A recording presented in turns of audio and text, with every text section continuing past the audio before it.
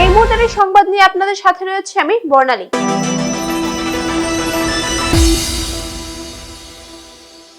Silchar range officer Ashok Kumar দের নেতৃত্বে দয়াপুর বাগান রাস্তা থেকে চালানবিহীন বালি ভর্তি টিপার বাজেয়াপ্ত করা হয়।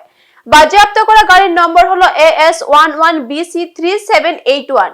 গত কিছুদিন থেকেই কাছাড় ফরেস্ট ডিভিশনের অধীনে উধারবন, লক্ষ্মীপুর, সুনাই, ধলাই ও শিলচর সদর রেঞ্জে বৈধ চালান ছাড়া গাড়ি, বালি, রিভার চিপ, চোরাইকাঠ সহ ছোট বড় লরি ও ডিআই গাড়ি আটক করা হয়। বাজেয়াপ্ত করা গাড়িটি শিলচর ফরেস্ট ডিভিশনে রাখা হয়েছে। প্রোটেকশন রেঞ্জার জানান, কাঠ, বালি, পাথর, মাটির অবৈধ ও চালানবিহীন যানবাহনে তল্লাশি অভিযান অব্যাহত থাকবে।